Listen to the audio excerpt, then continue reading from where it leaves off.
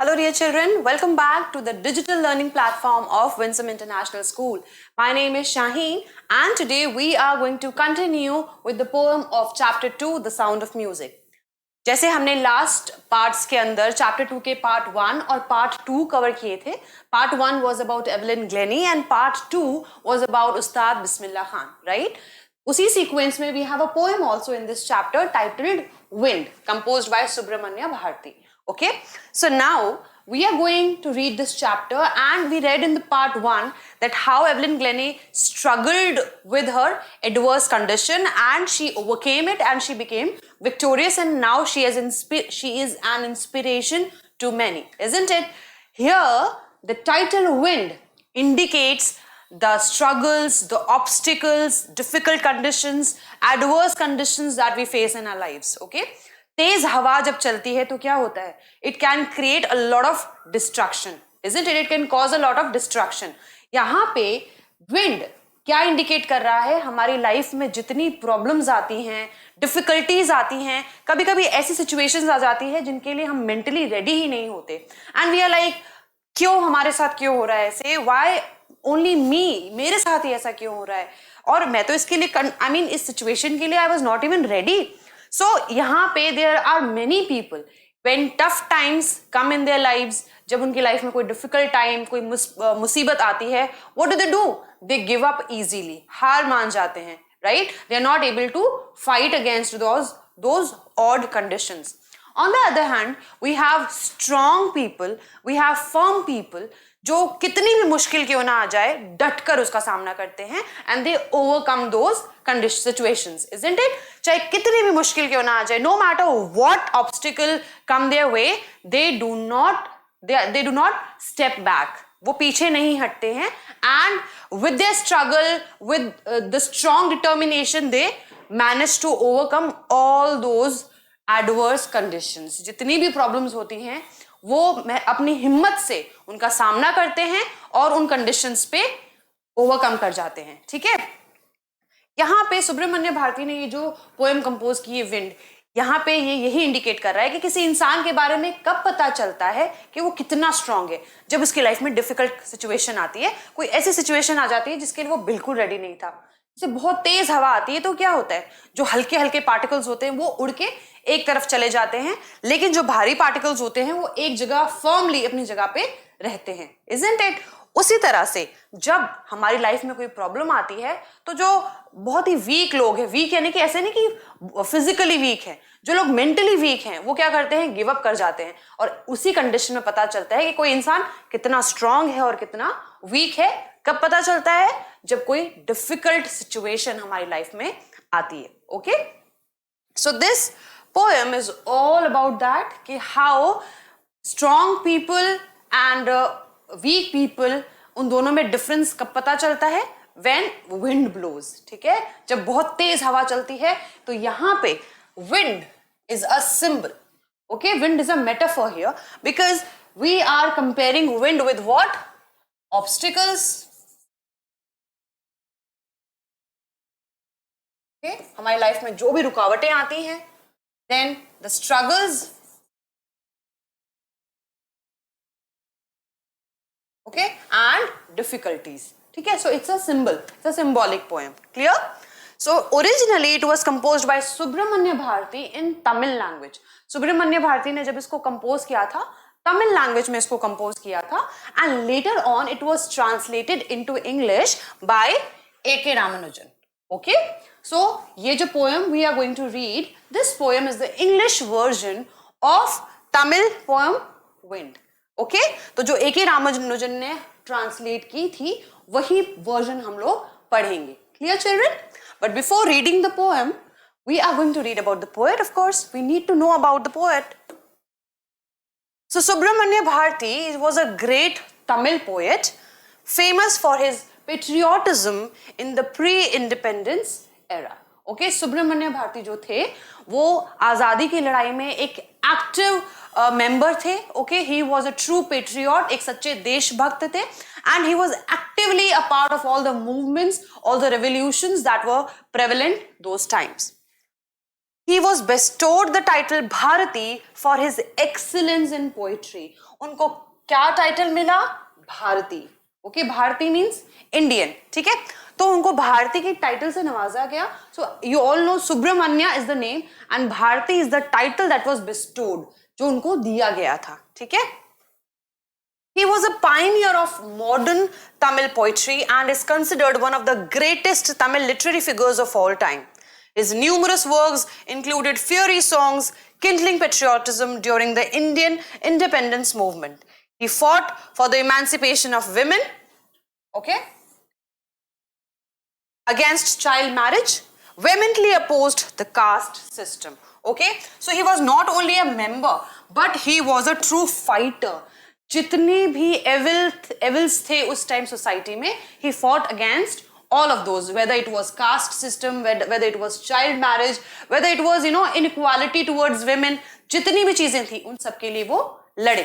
Okay, so this was a brief introduction of the poet Subramanya Bharati. Okay, let's move ahead and read and understand the poem Wind. The wind blows strongly and causes a lot of destruction. You all know, जब तक हवा धीमी है तो हमें अच्छी लगती है, but the moment it changes to a strong wind, what happen? It causes destruction.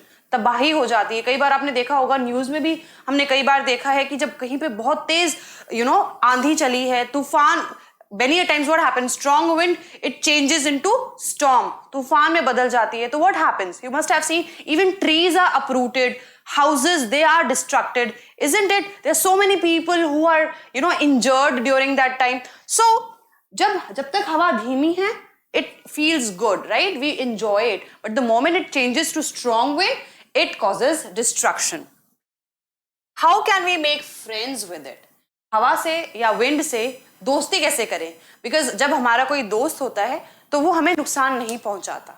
Okay, यहाँ पे फ्रेंड्स बनाने का, विंड से दोस्ती करने का क्या मतलब है, विंड से फ्रेंडशिप करने का क्या मतलब है? Then we need to prepare ourself and we need to make ourselves mentally and physically strong. Okay, so now here the poet is talking to wind. ठीक है, वो विंड से बात कर रहे हैं. The way the poem is getting started, wind come softly. ठीक है, वो विंड को एड्रेस कर रहे हैं and he is saying wind come softly, थोड़ी सी धीमे चलो. Don't break the shutters of the windows, don't scatter the papers, don't throw down the books on the shelf. जब अब कभी कभी अचानक क्या होता है कि हमारे सपोज विंडो के शटर्स बंद है, बहुत तेज हवा चली, व्हाट हैपेंड, बहुत तेज आवाज आने लग जाती है ना, विंडो के शटर्स है, they start moving and then अगर पेपर्स रखे होते हैं तो पेपर्स क्या होते हैं, they scatter. What is the meaning of scatter? बिखर जाना. ठीक है, तो पेपर्स अगर एक जगह पाइल अप करके रखे हैं और बहुत तेज हवा आई तो वो the papers are also scattered everywhere. And अगर बुक्स पड़ी हैं शेल्फ पे तो वो बुक्स भी कभी कभार गिर जाती हैं, isn't it? So here the poet is telling, or we can say he is requesting wind, please come softly, थोड़ी सी धीरे में चलो. यहाँ पे तुम पेपर्स मत बिखेरो, शेल्व्स में जो बुक रखी हुई है उनको मत गिराओ, एंड जो विंडोज के शटर्स है उनको प्लीज मत तोड़ो. Okay, so here he is in a requesting manner, he is addressing the wind. There, look what you did. देखो तुमने वहां पे क्या किया. You threw them all down. तुमने सारी बुक्स, शेल्व्स पे जितनी भी बुक्स थी सब गिरा दी. ये क्या किया तुमने? You tore the pages of the books. Okay, tore means it is the past form of tear. यानी कि तुमने फाड़ दिए. ठीक है, सारे पेजेस. अब वो बुक्स ऑब्वियसली जब नीचे गिरी हैं तो पेजेस तो फट नहीं है. Look what you have done. कि तुमने सारी you tore all the pages, right? So कितना नुकसान कर दिया तुमने. You brought rain again, and because of you we again have rain. फिर से बारिश हो गई. Okay, so जब तेज हवा चलती है, many a times there is a probability of rain also. Okay, so the poet here is blaming the wind. See, because you did not blow softly, see what all has happened. Books, shelves में जो books रखी थी वो गिर गई, books फट गई हैं, pages फट गए हैं उनके, papers सब जगह scatter हो गए हैं, and see बारिश भी आ गई है. So please, at least, please come softly, please blow softly. Okay, children? So this is the first paragraph where the poet is requesting the wind to blow softly, क्योंकि अगर वो softly नहीं आई तो what can happen? जो यहाँ पे बताया गया है. Let's move on to the next paragraph. You are very clever at poking fun at weaklings. So यहाँ पे again the poet is saying you are very clever. तुम बहुत चालाक हो. Okay? At poking fun at weaklings. Weaklings यहाँ पे क्या है? किस चीज को indicate कर रहे हैं?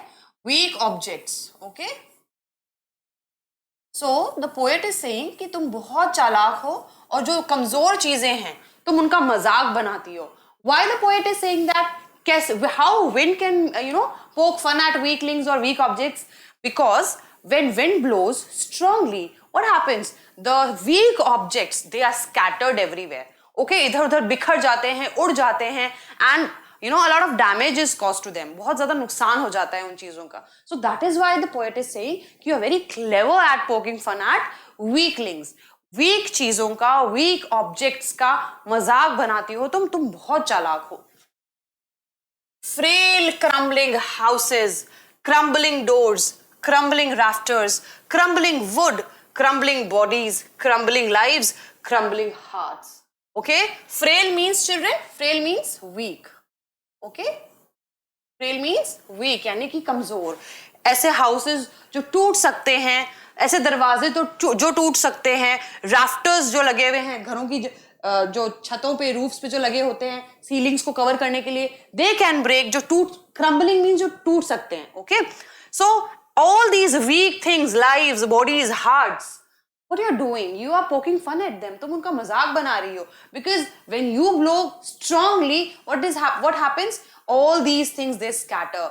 A lot of damage is caused to all these frail crumbling things, frail crumbling objects. ये सारी जो चीजें जो कमजोर हैं इन सबको नुकसान होता है. The wind god winnows and crushes them all. जो विंड गॉड है, ठीक है, तो जो हवा के जो देवता हैं तो वो क्या करते हैं? He winnows. Winnows children you must be knowing it is a process of filtering the things. यानी कि हैवी पार्टिकल्स और लाइट पार्टिकल्स को अलग करने का एक प्रोसेस है. जैसे घर पे भी you must have seen your mother or like anyone elder in house कि एक जैसे वीट है, वीट ले लिया, उसको कैसे हम साफ करते हैं? उसको पूरा ऐसे से ऊपर करके एक there is that wooden thing, उस पे हम करते हैं. एंड फिर क्या होता है उससे? जब हम ऐसे करते हैं तो जो लाइट पार्टिकल्स है, यानी कि वीट के अंदर जो शाफ है, जो भी कचरा है, वो अलग हो जाता है बिकॉज इट इज लाइट. ठीक है, और जो हैवी चीजें हैं, जो वीट है, वो अपनी जगह पे रह जाता है. Okay, so we have to think about it that weak things are separated from the heavy or strong things, we can say. Okay children, so we need to know that wind god winnows and crushes them all. और crush का मतलब उनको पूरा destroy कर देते हैं. ठीक है, किनको? जो weak चीजें अलग हो गई है winnowing के टाइम पे. Okay, he won't do what you tell him. he कौन? the wind god. तो ये जो विंड गॉड है, ये वो नहीं कहेंगे जो आप उनसे करने को कहेंगे, because he is God, he can do anything. यहाँ पे the poet has compared wind to wind God. ठीक है, गॉड से कंपेयर कर दिया है विंड को कि he is God, he is going to do whatever he feels like. उनका जो मन करेगा वो करेंगे. वो हमारी बताई हुई चीजों को नहीं करेंगे. He is not going to do all those things that we are going to tell him. Right? So come, let's build strong homes. So come, यहाँ पे the poet is addressing people around him. Okay, जो भी आसपास के लोग हैं उनको address कर रहा है कि so come, let's build strong homes. तो चलो मिलके हम लोग मजबूत घर बनाते हैं, स्ट्रॉन्ग घर बनाते हैं, क्योंकि अगर वीक घर होंगे तो वो विंड से डिस्ट्रॉय हो सकते हैं. But if we are going to build strong houses, then wind can not destroy them. Let's joint the doors firmly. हमारे जो डोर्स हैं, जो दरवाजे हैं, उनको हम कैसे करते हैं? स्ट्रांगली उनको ज्वाइन करते हैं, सो दैट विंड से उनको कोई फर्क ना पड़े. तेज हवा चले तो दरवाजे अपनी जगह पर रहे और विंड के आने से हिले नहीं, अंदर बाहर ना हो गेट. ठीक है, firmly means children strongly. Okay, तो हमें हमारे घर स्ट्रांग बनाने हैं, हमारे दरवाजों को स्ट्रांग करना है, so that they are not easily moved by the wind. Okay, यहां पे the poet is giving the message that we need to prepare ourselves mentally. We need to be mentally strong so that even if difficult situations come or if odd times come, we are mentally ready to face them, to fight against them, और we do not give up easily. ठीक है, तो mentally जब हम strong बन जाएंगे तो चाहे कोई भी problem आ जाए, let it come, we'll see it, right? That should be the attitude. Practice to firm the body. ठीक है, we have built strong houses, we have built strong doors. Now we need to practice to firm our bodies. हमारी bodies को भी हमें strong बनाना होगा, उसकी भी practice करनी पड़ेगी. Make the heart steadfast, constant. Again, steadfast, what is the meaning of steadfast? Strong, firm. ठीक है, we need to make a heart. ऐसा ना हो कि जैसे ही हवा चली बहुत तेज और हमारा दिल एकदम जोरों से धड़कने लग गया and we start, getting scared. Oh my God, what is happening around us? Okay, so we are not supposed to be petrified by all these obstacles, by all these difficult situations that come in our life. Do this and the wind will be friends with us. क्या करो? We have read in the last paragraph. Build strong homes, joint the doors firmly, firm the body, make the heart steadfast. Do this. ये सब कुछ करो and the wind will be friends with us. और फिर देखो हवा कैसे हमारी दोस्त बन जाती है. यानी कि ये जब हमने सब कुछ strong बना लिया है, then see, wind हमारा कुछ नहीं बिगाड़ेगी. Okay, and that means the wind is friends with us. हमारी दोस्त बन जाएगी, right? So यहाँ पे again the poet is saying that you need to be mentally strong so that no situation can move you. The wind blows out weak fires. यानी कि जो कमजोर आग होती है, for example, if you are going to light a candle and if wind blows, what is going to happen? It is going to be extinguished. बुझ जाएगी, right? He makes strong fires roar and flourish. लेकिन on the other hand, if the fire is very strong, okay, so it is going to roar and flourish. Flourish means grow. ठीक है? कई बार you must have seen जो forest fires होती हैं, right? तो do you think कि वहाँ पे हवा चलेगी और वो आग बुझ जाएगी? No, वो आग और फैलती रहती है, right? Because it is strong fire, वो बहुत बड़े level पे लगी है, so that is why it keeps on flourishing, it keeps on growing. Okay, so हवा से क्या होता है, जो कमजोर आग है वो बुझ जाएगी और जो strong fires है they are going to blow, they are going to flourish. Okay, so here again it is very clear, the poet is very clearly stating that if you are strong enough, if your minds are strong enough, you are mentally firm, no situation can move you from your place. You cannot give up. Okay, once you give up, you have actually lost everything. But if you keep fighting against it, half of the match is won. Okay, so that should be the attitude कि अगर हम किसी भी condition में हमें give up नहीं करना है, नो मैटर वो चाहे कितना भी इम्पॉसिबल लग रहा हो, बट हमें गिव अप नहीं करना है. We need to fight against that situation. Okay, his friendship is good, we praise him every day. His friendship is good. Whose friendship is good? Wind's friendship is good. हवा से दोस्ती अच्छी है, तेज हवा से दोस्ती बहुत अच्छी है. We praise him every day. That is why हम हमेशा उसको प्रेज करते हैं, हम हमेशा उसकी तारीफ करते हैं. So that and actually the difficult times they polish you.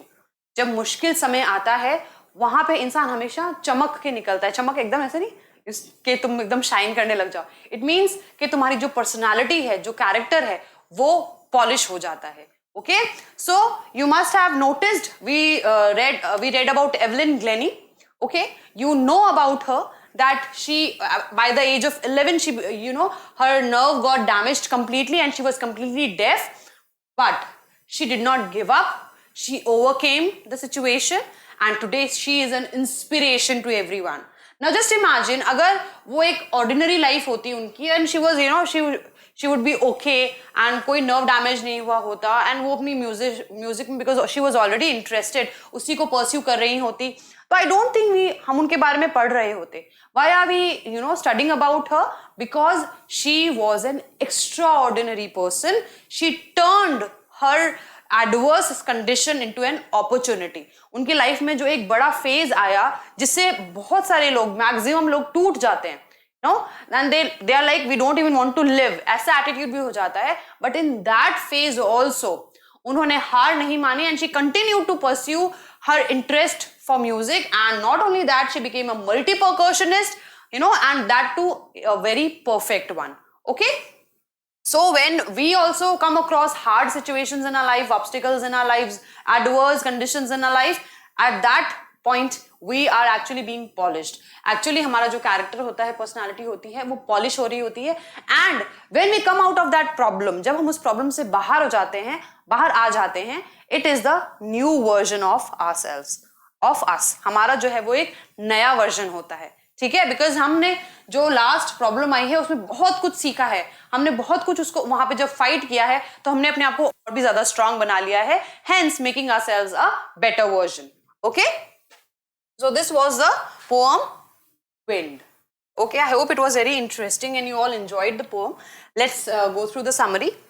The poem Wind, composed by Subramanya Bharati, was originally written in Tamil language and was later translated into English by A.K. Ramanujan.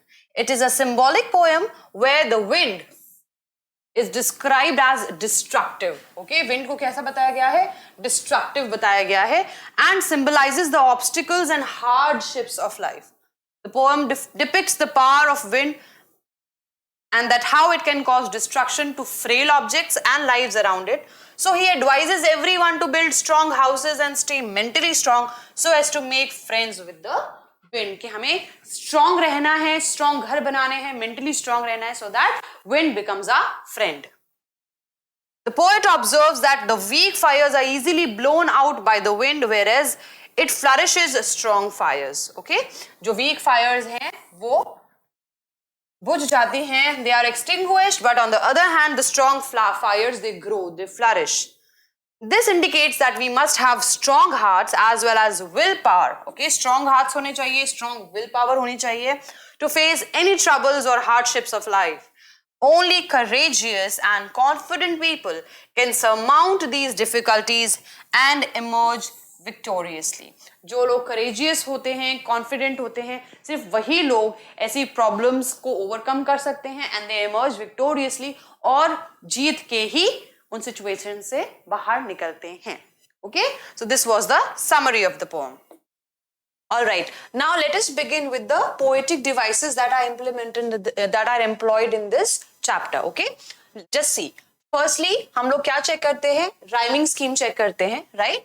So just see the word destruction, with it, softly, windows. You can see none of the words are rhyming with one each other, right? इनमें से कोई भी जो word है वो आपस में rhyme नहीं कर रहा है, same sound produce नहीं कर रहा है. So there is no rhyming scheme. Okay, so this poetry is written in free verse.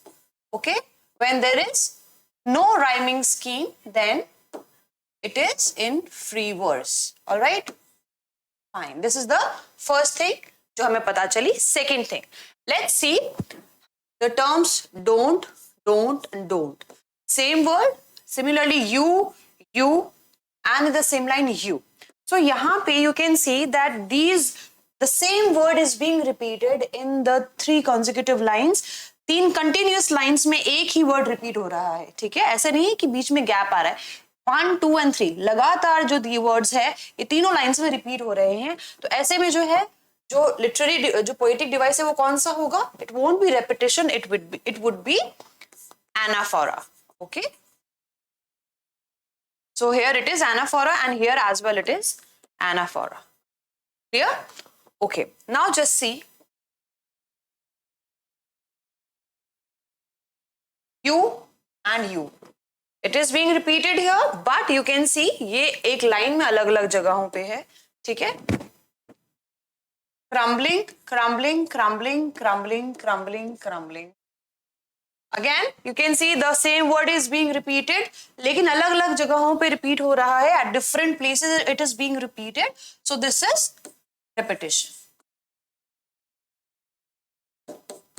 It is repetition. Fine, क्योंकि same word जो है वो अलग अलग जगहों पे repeat हो रहा है. So this was repetition. Fine.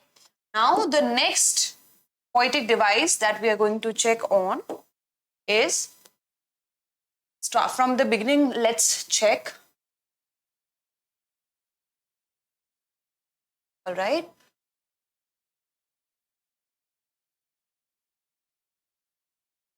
See, wind god winnows, ver sound, won't, what, okay. Then we have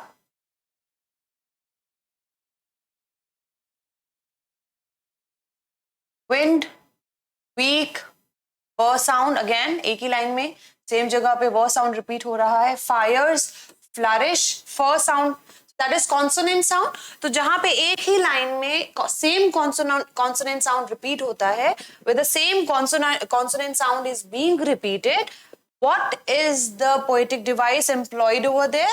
That is alliteration. Okay, so we have alliteration here. Okay, always remember the consonant sound, focus on the consonant sound. Okay, so except a, e, u, o, a sound, the sound produced is of consonant, that is alliteration over there.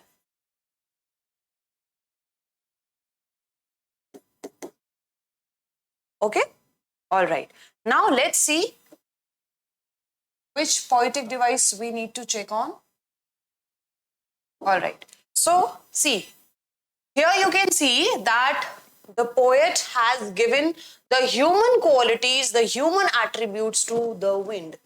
Poet ने क्या किया है, very cleverly to emphasize the significance of wind. ठीक है, wind की importance बताने के लिए wind को जो है human की qualities दे दी है, human attributes दे दिए हैं. ठीक है, for example, you are very clever. Poet कह रहे हैं विंड को that you are very clever. क्या विंड क्लेवर हो सकती है? No, it is not a human being, क्योंकि क्लेवरनेस जो है वो एक ह्यूमन एट्रीब्यूट है, एक ह्यूमन क्वालिटी है, राइट. तो यहाँ पे जो है ये क्लेवर वर्ड इन्होंने यूज किया है, क्वालिटी जो यूज की है, it belongs to human beings, person की क्वालिटी है. तो जहां पे किसी भी नॉन लिविंग ऑब्जेक्ट को किसी भी पर्सन की क्वालिटी दे दी जाती है, तो वहां पे जो पोएटिक डिवाइस होता है वो होता है personification, right? Yes. Again we'll see he won't. See he wind कैसे ही हो सकती है, right? It, we say wind is blowing, it blows, right? He again we use for human beings, so you can see that he is used for the wind. He makes strong fires, his friendship is good, we praise him every day, right? And यहाँ पे जो है wind को God बता दिया गया है कि wind God, तो again जो है वो attributes living beings की आ गई, he, his, praise him. So यहाँ पे again कौन सा poetic device है? It is personification. So always remember, children, whenever the qualities of human beings are given to something non-living, it is personification over there. ठीक है, वहां पे कौन सा poetic device employed होगा? वहां पे personification होगा. Very easy. ही भी person की qualities है तो personification. ठीक है, all right. So these were the poetic devices that are employed in this poem, The Wind. I hope you have understood this poetry. आपने बहुत अच्छे से समझी होगी, आपको समझ आया होगा. See children, हमने पढ़ा है यहाँ पे the word sounds very simple. बहुत ही simple लगता है कि जो words हम जब इनको go through करते हैं तो yeah, it seems कि बहुत ही simple से words है तो बहुत easy होगा. But the meaning is deep, right? It has a depth in it. तो जब भी आप इसको पढ़ें, जब भी आप इस वीडियो को देखें, बहुत ही थरली जाके इसको पढ़ें, अच्छे से सुने, हर एक वर्ड का मीनिंग, हर एक फ्रेज का मीनिंग, रेफरेंस क्या है, उसका कॉन्टेक्स्ट क्या है. बिकॉज अनलेस हम उसका रेफरेंस और कॉन्टेक्स्ट नहीं समझेंगे, पोएट्री का जो एक्सप्लेनेशन है वो समझना थोड़ा सा डिफिकल्ट हो जाता है. बट आई एम श्योर कि आप लोग ऐसा नहीं करेंगे और बहुत थरली जाके हर एक चीज को अच्छे से पढ़ेंगे. ठीक है, so that's all for today's poetry. See you in the next session with a new chapter. Till then, keep learning and keep growing with Winsome International School. Take care. Goodbye.